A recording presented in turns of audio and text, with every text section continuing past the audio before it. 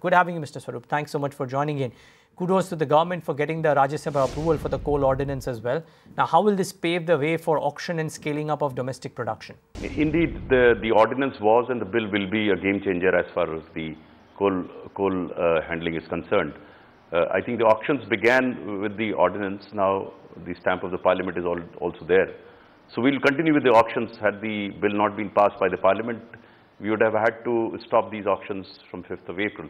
Now that the bill has been cleared, we'll continue with our auctions, and we hopefully should be able to handle all the 204 blocks that were cancelled by Supreme Court by 31st of March 2016.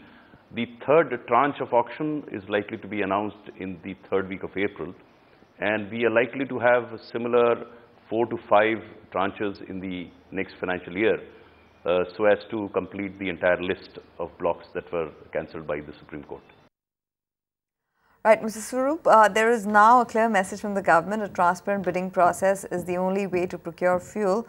How does this augur for investment sentiment, and how is the industry reacting to it? Well, from an industry point of view, I think industry would be very happy with the predictability which such a process offers. The transparency also, I think, would lead to a greater confidence in what the government is attempting to do.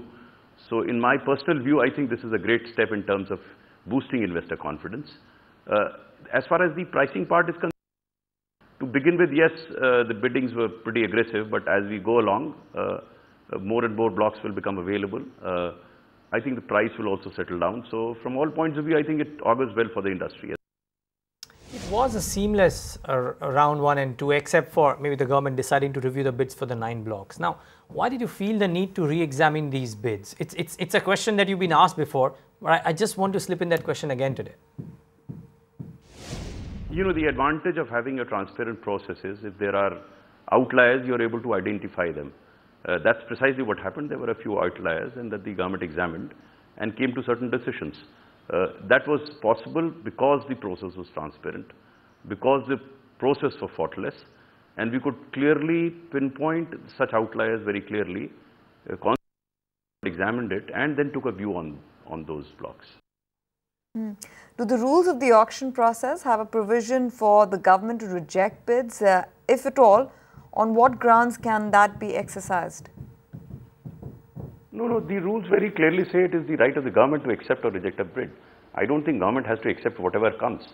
So government has had a right to examine, government did examine and came to a particular conclusion.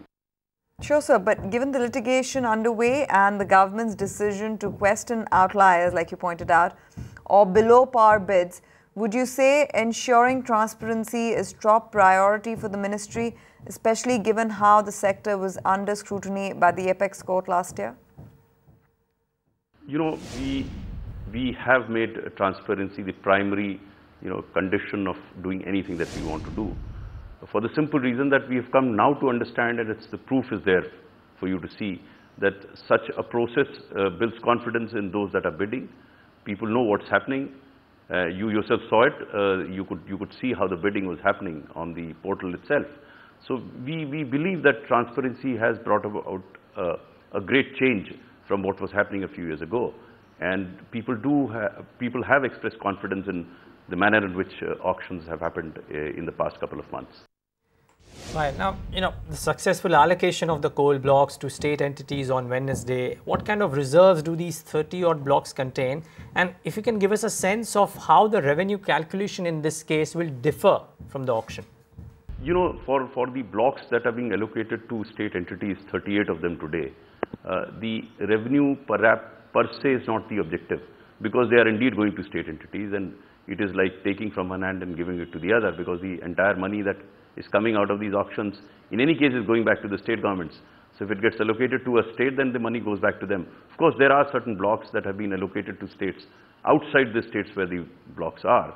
In that case, in the context of power sector or the blocks reserved for power, there would be a reserve price which would be 100 rupees per ton to be paid to the host state.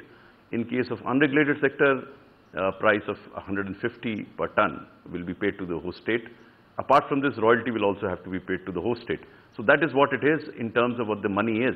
But as I said earlier, in case of allocation, the key is that the value remains with the government, whether one state government or the other. But the value remains there. In case of auction, the value gets transferred to private sector, and that's why you have the e-auction. Fair enough, sir.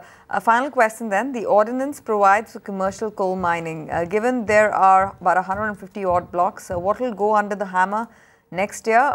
When can we see this policy implementation by the government? First, as you know, we did it for specified end use. Sure. The next step would be to give a few mines for commercial mining to state governments in order to cater to the needs of small-scale sector, brick kilns, and the like. Then we will think in terms of providing blocks for commercial mining.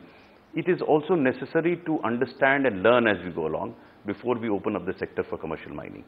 Find us on Facebook at facebook.com/ETNow and don't forget to click the like button. You can also follow us on Twitter at ETNowLive. To stay updated with all our programming, hit the subscribe button on our YouTube channel by logging on to youtube.com/user/ETNow.